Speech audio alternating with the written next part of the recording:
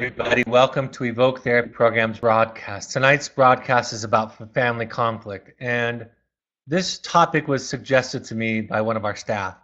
And at first, I thought it's way too generic to talk about family conflict.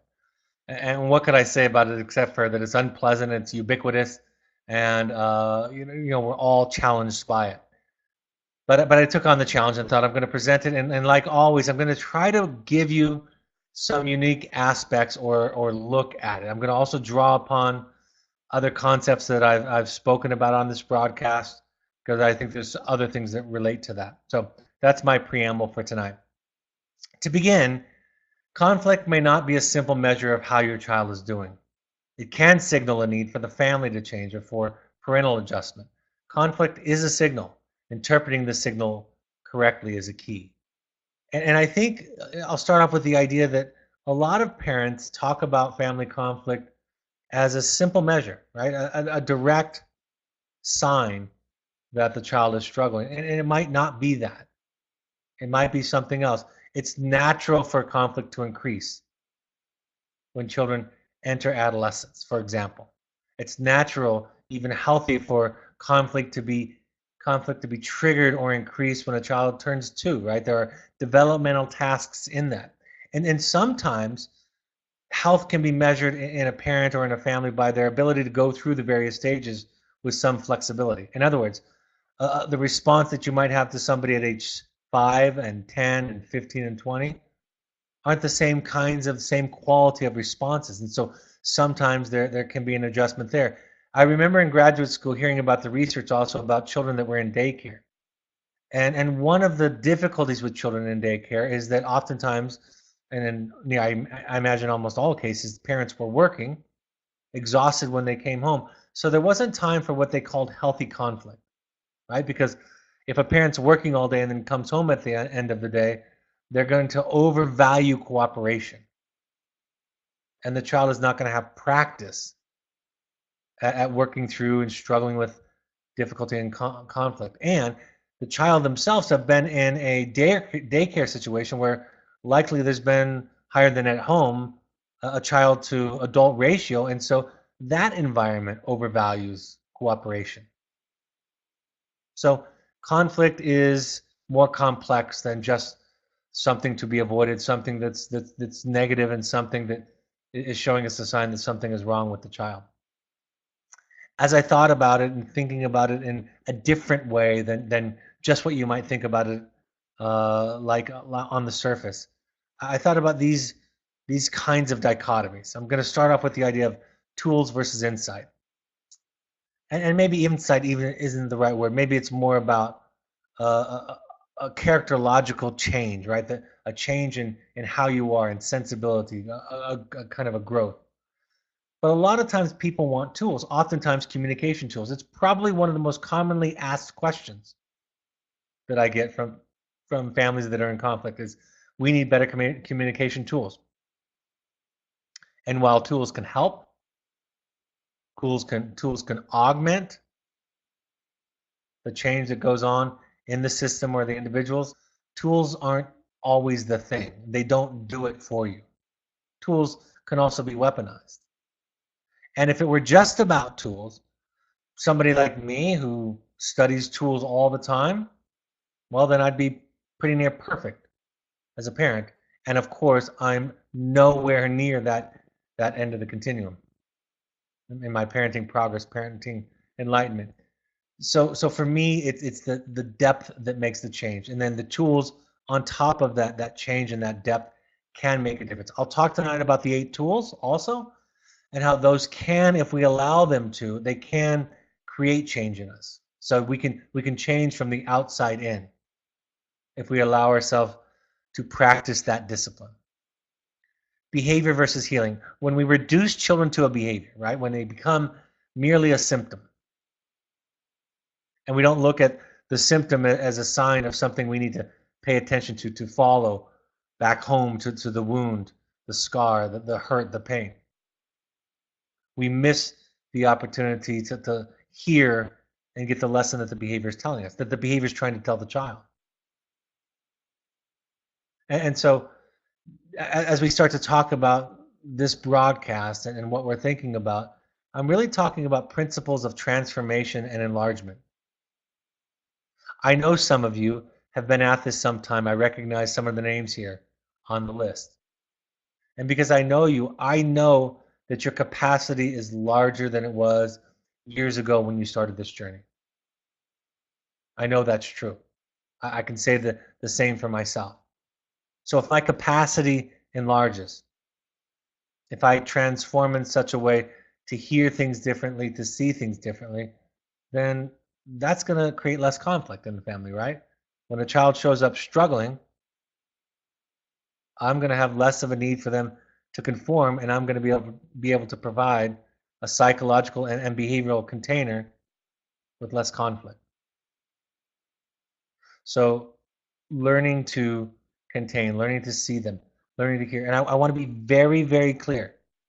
If it hurts you, right, you can take care of yourself. So I'm not talking about tolerating something that's against your values, that hurts you, that threatens you, that makes you feel uncomfortable in a profound way. What I'm talking about is that as you change, it hurts you less. As you change, it scares you less. As you change, it disappoints you less, it frustrates you less, it angers you less. Right? You have a different perspective, you're seeing through different eyes. The idea that we have in families about being right versus being a self. Most families that haven't been through this process, most of the families that we grew up in, the thing was about being right. Right? Who's right, who's wrong. Versus saying, this is the way that I feel. This is my boundary. Being right gets in the way of being a self. We recruit experts. We recruit wise people that have left great quotes, right? We recruit researchers, sociologists, child psychologists. We recruit religious people. We recruit them to say, see these people, right? The proverbial they said it. Because we don't have an experience that it's okay just to say, I don't like it. I hear people say, women are like this or men like this in defense of something that's theirs. While that generalization may be true, women tend to be like that, or men tend to be like that, or pick your category. It's just okay also if you're the only one that thinks and feels that way. You don't have to be right. So being right is something, I say this all the time. If you're going to do this work in this way, you don't get to be right anymore. And as a matter of fact, it's absolutely liberating. Control versus influence. There's a chapter on this in my book. I have a broadcast about control versus influence. And control is about outcomes. Control is about, the way I talk about it, it's about emotional coercion, intimidation, fear, shame, threats. Influence is about healthy boundaries. I've said this before. Children, people can thrive in all kinds of levels of structure. What they don't thrive in, or what they really struggle to thrive in, is an emotionally coercive environment. An environment where there's shame and there's fear, hostility, anger, intimidation. That's hard. It's hard to be in a relationship where somebody is trying to control you, but it's not effortless, but it's a lot easier to be in a relationship where somebody shows up with boundaries, not being right, letting go of the outcome, and follows through with their boundaries. And again, I'm not saying, this is very important, that every child, every person will do everything we want then. Absolutely not. But it's a different soup to grow up in. Objectification versus understanding. Objectification is the idea of turning a child into an extension of us, a reflection of us. Thinking about it in terms of how can I manipulate this person versus understand this person. I've told the story about a young man in our program who came to us with a very severe trauma background. And his diagnosis was attachment disorder. And in supervision, talking to the staff and the therapist about the idea that stop trying to fix him. That's a very deep wound. It's going to take a great deal of time to heal. And the energy you put into trying to fix him, he's going to make it fail because he wants you to know. He wants you to feel how he feels, first of all, to some extent, but he wants to say in his resistance, this wound is real. Stop telling me to get rid of the armor that I built to protect me from it and from future wounds like it. So you shift to a model of understanding. And I loved being in the field this summer because I've talked about this. This model works out there, right? I saw the more I leaned into this, and I've developed this more and more since the last time I was in the field, being a field therapist, the more I leaned into this idea that it's about understanding versus behavioral change, understanding versus fixing. I saw more rapid and deeper growth. So it's pragmatically speaking more effective to get the outcome that we want. It's not perfect. The minute you let your mind go to that place, that simple cause and effect place, you've undermined the very concept you're trying to live by. Boundaries versus conflict. Boundaries don't necessarily inherently have conflict in them. If we define conflict as two people, right? You can have boundaries and not participate in the battle, the power struggle. And that's what so many of you, I know you, I've sat in groups with you in Los Angeles and New York and other places in San Francisco. So many of you have realized that you can develop and work on boundaries, and it's not easy. Some of the books that just say have good boundaries, that's ridiculous. Yeah, I know have good boundaries. The question I always ask is, why are they hard for me? Where's the wound in my life that makes it difficult, at times seemingly impossible, to have a healthy boundary, to exercise a healthy boundary. In mental health, it is not a moral imperative that leads to change. A mental health lens changes the frame and the study of human behavior and offers a glimpse beneath the surface, and our response, while firm, needn't be cruel or bereft of compassion. Right? I asked in supervision some years ago of my therapist, I asked when somebody quoted their rabbi or their priest, I can't remember the specific context, it's happened more than once, dozens and dozens of times, that they were getting a different message from the pulpit than what I was giving them. And I looked for answers about how I respond to that. And my therapist gave me wonderful advice. She said, tell him you're not a religious leader, tell him you're a therapist and that this is your lens. You don't have to do battle with that. That's not the way you look at the world. And again, it got me out, right? The only way through that effectively was out. So when somebody says to me, this is my value, this is what my church leader, my rabbi is telling me, my response is, okay, I respect that. Would never ask you to give that up. This is what I know about mental health. And again, it's not a moral imperative. It's not a should. It's not a be a good person. In a mental health perspective, you can't not be a good person. It's not about good and evil. It's about broken or hurt or wounded, struggling, offended. Yes, those things hurt other people, but that doesn't make you bad. It just makes you wounded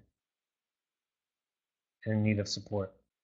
I wanted to pull in the 8 tools because while I say this is not a tool thing, I do believe that these tools, as I've worked with them over the years, over the last couple of decades and more, that these are the ones that I see that can, if we follow them, if we make them our practice, can begin to have some impact on the way that we are in our relationships, the way that we are in the world. You can go to the broadcast on the 8 tools for transforming relationships if you want to go in depth with them. The I statements, taking ownership, I feel, I think, I want, I believe, versus you statements or statement of fact, me telling you the way the world is. In my experience, this is what works for me. Reflective listening. There might be no more important skill than this, right? Learning how to listen.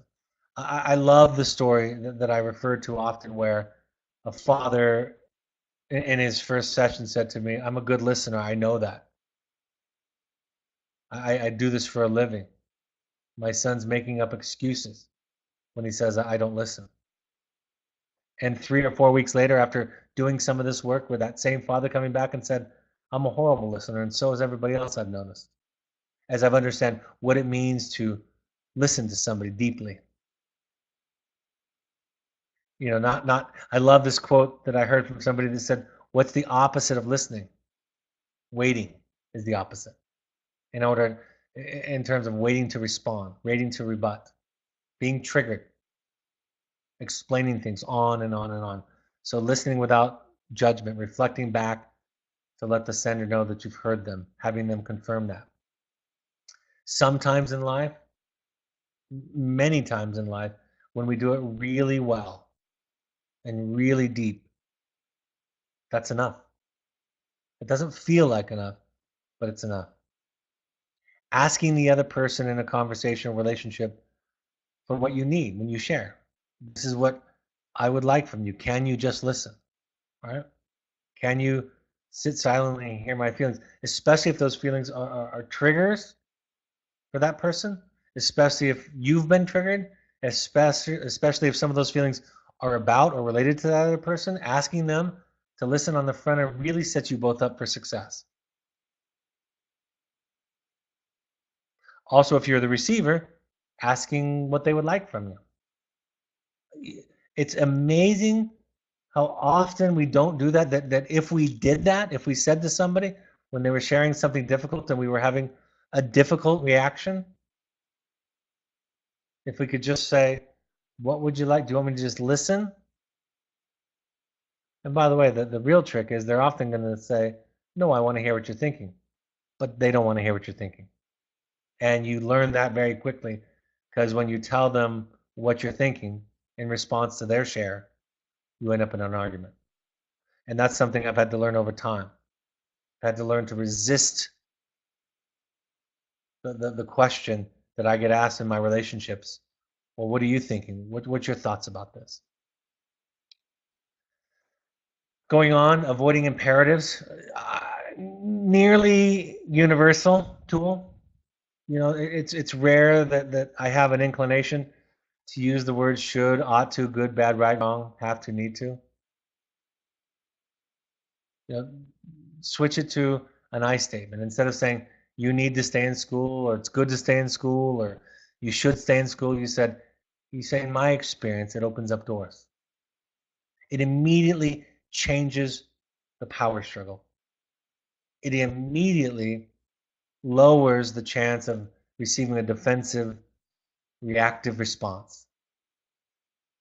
And the other person's and the child's need for autonomy, for separation, for differentiation. You're making the best contribution you can when you take away those words. Avoiding polarizing language. I don't think this one needs a long explanation because I think we all know this. Things like you always, you never, you do this all the time.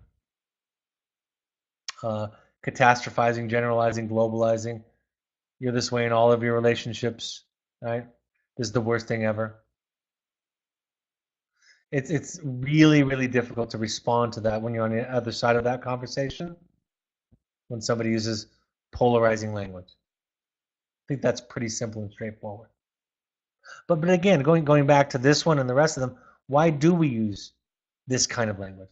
And the reason is, this is why the tool is not everything. The reason is because we lack a sense of self, right? We want to be right. Our feelings need to be justified by how absolutely universally consistently horrible you are. Because it's not enough to say, yesterday I felt hurt by you. Right? We should get over it. But if we say you're horrible all the time and you never listen to me and you never care, well, that's something that anybody would be justified in feeling hurt or upset. Right? Avoiding advice. Again, as I grow in this process, my lack of advice giving gets younger and younger and younger, meaning that it's not just with peers or spouse or clients, but it's with children. There's other ways to talk about this without giving advice. I have my children now. My youngest is 11. My oldest is 25. I don't give my 11-year-old advice, not intentionally, right? Not if I'm aware, not if I'm conscious of what I'm saying. I have boundaries. I tell her what works for me. I tell her how I feel. There are limits and consequences and so forth, but it's not advice. It's just like, if you want to do this, I think this works this way. This is what works for me. This is what I found. My 11-year-old daughter just said the other day, I asked her this morning actually, what she wanted to, if she had an idea about what she might want to be when she grew up. And it's just changed. We were just on the way to school. And she said, I want to be a director or a therapist, which is a new thing that she's been saying. And she told me that the reason that she's thinking about being a therapist right now, which of course could change, of course, over the next 15 years, is that she's starting to realize that she knows things because it's in the air. She knows when she's being shamed by a teacher. She knows when somebody's trying to talk her out of her feelings. And she says it. I've had teachers tell me that she said, stop shaming me. And I've said, did you? Were you? And they're surprised by my response. And I've heard her talk to her friends. And so this is 11 years old. And so it started for me, and I've grown since I had my first child, of being this way more and more and more, and still have a ways to go. It still gets in there. You don't know other people's truth. And what that means is, some of the most important lessons I've learned in my life are from the detours, from the mistakes. They're hard to learn another way for a lot of us. And so I look back on decisions and parts of my journey that I've since abandoned or since removed myself from that situation, context, relationship, whatever it is. And it's been a really good decision for me, but I don't necessarily regret the mistakes and the detours. And the things that at one point seemed like they made sense. That's what I mean by you don't know somebody else's truth. What I try to do, and I do it sometimes when I'm talking to somebody and I have an impulse to give advice, I try to say, I have a thought, I have an idea. I don't need to be right, but what if? And part of that is a technique, but part of that is, again, a practice to remind me that I don't know. The great thing that I've learned about giving advice in that way, by saying I have a thought or an idea that may fit or may not, is that if somebody says to you, well, that's a stupid idea, you can easily retreat. You haven't painted yourself in a corner with them. Developing a compassion toward yourself and others. Practicing what the Buddhist teacher Thich Nhat Hanh calls a dear one attitude towards others and yourself. Not hating your symptoms, your depression, your anxiety, your addictive tendencies, your narcissistic tendencies, right? Your dependent characteristics. Not hating them, but understanding them. Treat them gently. Be around people that treat them gently. Be with a therapist or a support group that treats them gently. Listen to these broadcasts where I talk about them gently, with respect. In you and your children and others around you. But we've learned that the way that we're going to grow is to hate our sins, right? To hate our mistakes, to hate our faults and our flaws, our weaknesses. We think that that's the cure. And in the short term, those symptoms, those weaknesses, sometimes they dissipate temporarily. But they'll sprout up somewhere else in your garden, right? You haven't really gone to the root. To go to the root, it's got to be with love and compassion. If your compassion does not include yourself, it's incomplete. And lastly, kind of the one that you go to when you can't do all these things, and when you're upregulated, anxious, angry, hurt, threatened, none of the other skills are going to matter. So retreat to your practice, whether it's meditation, walking, exercise, therapy, reading, breathing, whatever it is. Retreat to your practice. If your feelings escalate, you're unable to have a dear one attitude towards others. Take a time out until you're able to respond. And when you get to an 8 or a 9 or a 10 on the 1 to 10 anger scale, you don't want to take a time out. So you're going to have to take a time out before you're out of control. We used to create an anger scale where people would come up with a word, maybe from bothered or annoyed to rage, right? They would come up with one word for each number on the scale of 1 to 10. And I would explain to them, you get to an 8, you're not going to be able to take a time out. You're not going to be able to, you won't care about any I feel statement. 7, maybe. 6, you got a chance. 5, about 50-50. You got to learn about yourself enough that once you start going up that scale, you get to a 3, 4, 5, 6, somewhere in there, you're going to have to take some time so that you can treat the other person with compassion.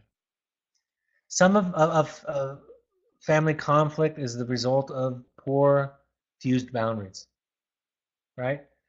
Instead of coming from a place of control towards somebody else, I think about boundaries coming from a place of self-management, self-care. This is what I'm comfortable with. I'm not comfortable with you smoking and drinking. I'm not comfortable with this curfew. I'm not comfortable with this situation.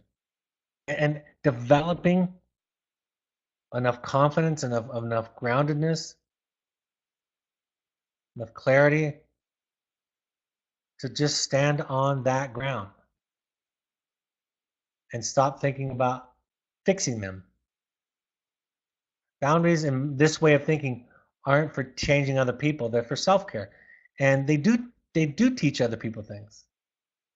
They're fantastic. A parent with healthier boundaries is a wonderful, wonderful, wonderful thing for a child. And gives them a true north, right? Requires them to develop with another, helps them develop empathy, helps them develop delay of gratification. And again, going back to the compassion piece, our struggle with boundaries isn't our lack of knowledge of them, although that can help a little bit. Our struggle with boundaries is our own childhood, right? Our own experience, our own attachment, our own history. Communication tools are not boundaries.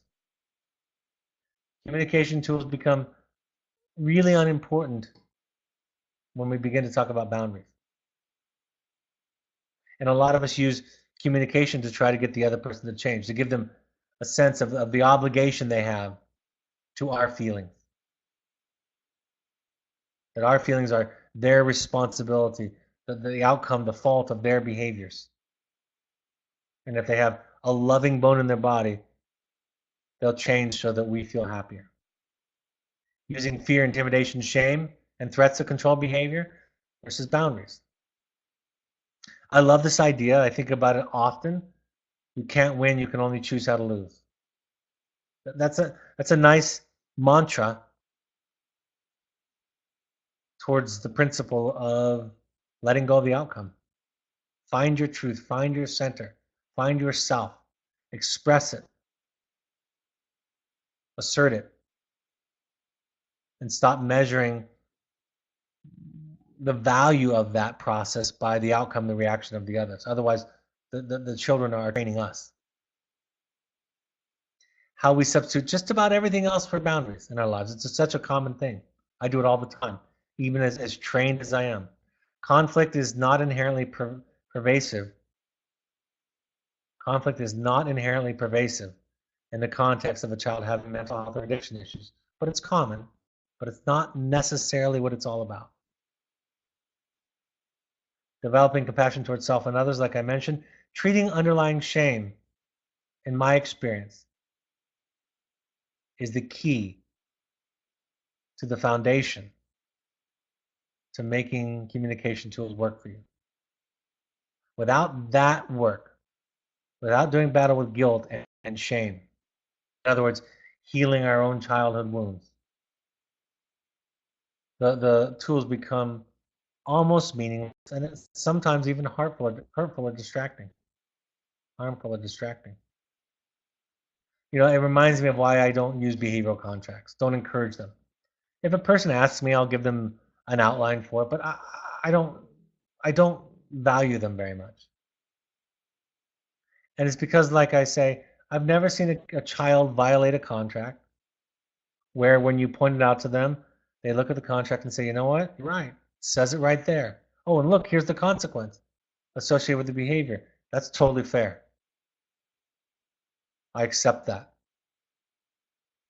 And you know what? I should have known better because I signed this. It doesn't happen. Behavioral contracts don't do the work. What I say to parents is, if you want to make a behavioral contract, you can make one. You don't even need to show it to the child. You can if you want to, but it's not going to do the work for you when it comes up, when the conflict comes up. The behavioral contract is for you to erase your self-doubt, your second guessing, perhaps to hold you accountable to you, to remind you, so that you again don't get influenced, impacted by their reaction after the violation. I talked about this, I've shared this one other time before. This is something I came up with to think about this idea of the keys to enlightenment, what it means to be enlightened. Learn to be okay with being wrong and get really good at losing. And what I mean by that is it's okay if somebody says you're wrong about this or that. You just say, okay, but I'm me. I have people try to talk me out of my dislike for mushrooms 150 times in my life, at least. More, that's an understatement. But I still don't like them. And I'm not going to try them anymore. I think 40 years old. That's the last time I was willing to reconsider my dislike of mushrooms when somebody tried to talk me into it or say you couldn't really taste them in the spaghetti or on the pizza. Come to know your darkness and remain on speaking terms with your mental illness is number 2. Just know your issues. It's the best way to come to know other people, especially those that struggle. But in my experience, to know everybody. I've been thinking the last couple of days, I almost use nothing that I learned in school anymore. Almost nothing. Everything I use as a therapist these days, I would say about 40% of it is from the practice of therapy itself. The other 60% is from being a client in therapy. There's a few lingering principles that inform me that I refer back to, but it's not the stuff. Learn how to die again and again. Learn to let go. Learn to question old ideas. Take yourself out of old contexts, beliefs, relationships. Those are what it means to be a self, an enlightened self, versus being good, which is the enemy. Being good, being a good father, being a good mother, being a good spouse is the enemy of growing. Because if I need to be good as a husband and father, that's a need of mine, then everything that happens in our interactions is going to be in service of that need for my ego. If I accept that I'm a human, fallible person, right? An idiot, as I say. If I accept that, if when I'm called an idiot, I say to my children, to my friends, to my spouse, you have no idea of the depths of my idiocy. If I'm okay enough with myself to say that, in the moments that I am, I can't be pushed off my ground, my center. And I can just show up as me. And that's a powerful, powerful thing for both of us. So what are the take-homes? Separating your child's struggle from the conflict that you have. Those are two different things. They're related, but it's not everything. They're not synonymous.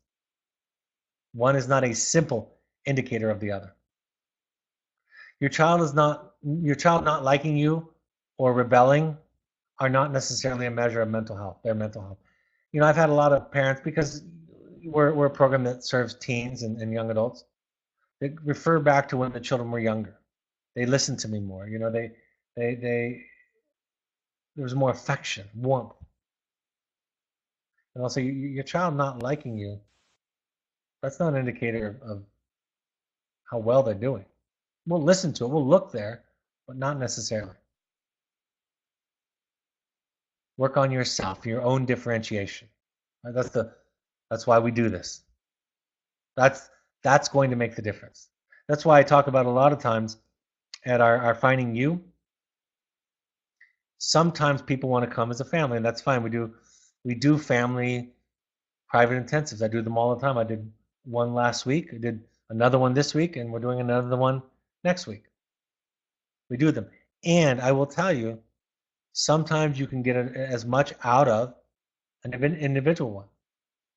In an ideal world where time and money were not a limited resource, I would ask everybody to do both. Right? Do an individual one first, and then do a family or a couple one afterwards. One creates a foundation for the other. If the family's very motivated, if they've had a great deal of therapy leading up to it, the family ones make a lot of sense as a starting point. Be patient with yourself, and it takes a long time. It's a lifetime's worth of work. Change from symptom reduction to learning about healthy attachment, resonance, listening, understanding, and healing. Communication skills are most helpful. I almost want to say only helpful, but I'll stick with most helpful when built on the foundation of a healthy self. Like I said, sometimes we learn from the outside in. Sometimes a practice or a discipline of a way of communicating can lead to a difference in the way that we think and feel. Can have that impact. But the foundational stuff is the thing. And work on your shame in all of its forms. And while you might not be one who identifies yourself as having a lot of shame, if you need to be right or good, that's shame, right? You just might be really high functioning. And then avoiding power struggles, right? Power struggles, it takes two people to participate in that. And conflict. If I walk out of this broadcast into my family room and start interacting with my children, and they're not doing what I want them to do, I'm 50% responsible for the conflict in that situation. All right, I'm happy to take any live questions on topic. If there are no questions that are currently, I'm going to go to the upcoming slides and then take any questions that you might have. So, attend 6 12-step support groups. We ask all current parents to attend 6 12-step support groups. You can try a variation of any of them. Also, you can include in there refuge recovery meetings, NAMI meetings or classes. All of these are free or nearly free, and not a lot in this work is free, and they can be a great source. And remember, Codependence Anonymous, Families Anonymous, they're not for people that are just in relationship to people that are addicted. It's about how to be a human with other humans. I've been asked by the Evoke Family Foundation to announce that they have a Crowd Rise campaign, raising money for people who can't afford therapy. In 2018, they gave over $73,000 in grants and scholarships and helped 10 families, 4 of whom were active on January 1st of this year. Follow us on social media. All of these broadcasts can be found on your iPhone, iOS device on the podcast app. Also, if you have an Android, they can be found on the SoundCloud app. Download SoundCloud.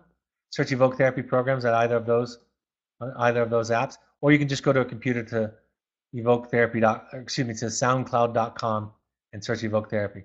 Follow us on Twitter and Instagram with the handle @EvokeTherapy. On Facebook, you can search and find us by searching Evoke Therapy Programs. And you can also find the Evoke Family Foundation on Facebook by searching its name also. Our Evoke Therapy blog is a great resource of content. My book, The Journey of the Heroic Parent, is available on Amazon, or you can get an audio version there. We want all current families, if you can, to go to a workshop. It's a 2-day experiential with the staff, multifamily experience. It's wonderful. People rave about these.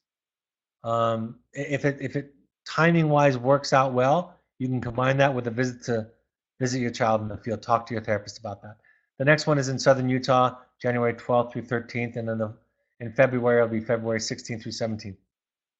Contact me at evoketherapy.com for more information.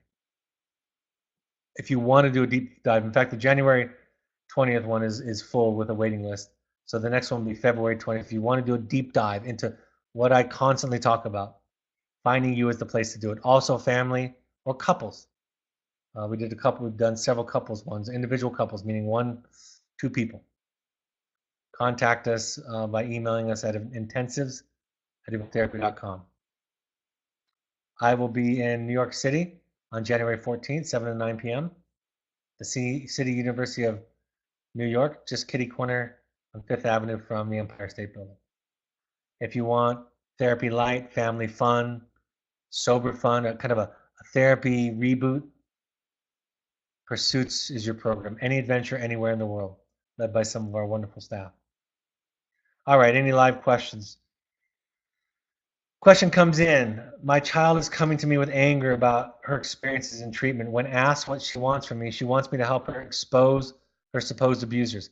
I cannot help her for a number of reasons, including that I do not trust her version of events. Conversely, it triggers my feelings of guilt about some of the bad experience that I do know that she's been exposed to through her long history of treatment. I don't know how to be supportive and empathic without falling into what feels like a trap thoughts. Great question. It's a more robust question than similar questions like it that I've been asked in the past. So what I say often is just say you're sorry. Maybe you were wrong. I don't know. I did the best I could, but it could have been wrong, and I am sorry. I'm sorry it hurt you. Try to say that, believe that, express it sincerely. Have no investment in her getting over it. Now, part number 2, her asking you to expose her abusers. You're just allowed to say, I'm just not comfortable with that. She's going to ask you why. That's going to be a trap. But you could just stick with the boundary. I'm not comfortable with that. I'll think about it, but not right now. Besides the fact that you don't trust her version, you could say, for me, I just want to let go and move on. But you don't have to. You can stay with your anger. You can work on it yourself, but I don't want to do that. So that's being wrong. That's being willing to lose, but also maintaining a sense of self at the same time. That's the 2 principles in that response that come to me when you ask that question. It's a really hard one, though. Really hard one. All right, folks, there are no further current questions. I'll be talking about risk-taking behavior that in the teenage, adolescent brain, young adult brain, what that's all about. It looks like one question has come in that I'll respond to or comment. A parent shares, it's been my experience that family therapy heightens conflict since everyone is encouraged and vocal to vocalize their feelings. Absolutely. That's another great point. Intimacy, I want to say this, not just family therapy. Intimacy requires a certain kind of tolerance for conflict. People think about intimacy like it's this warm, wonderful thing that everybody loves and feels happier about because everybody's closer and hugging. Intimacy means dealing with really uncomfortable feelings, saying really hard things, oftentimes in not the most graceful way, right? the path to intimacy is tremendously painful, tremendously difficult and uncomfortable. And oftentimes, if you're a good container for somebody and they share their truth with you, they're going to feel great, and you're going to feel horrible, and you're going to be inclined to retreat, to pull away, right? And everybody's going to chalk it up to, see what happens when I say how I feel. To get to a place of intimacy, you're going to have to walk through conflict, difficulty. I remember I had an older gentleman say one time at a wedding to the couple, I heard him say, if you're not fighting them, one of you is an idiot. Kind of normalizing, even valuing the conflict and what can offer, but it absolutely is unpleasant. And couples therapy and family therapy absolutely can raise conflict in the family. It's necessary if we're going to get to a different place to kind of walk through that, but it can. So thank you for that comment. That's a great point. All right, folks, I'll talk to you this Thursday night, January 10th, 7 p.m. Mountain Time. Take care of yourselves. Bye-bye.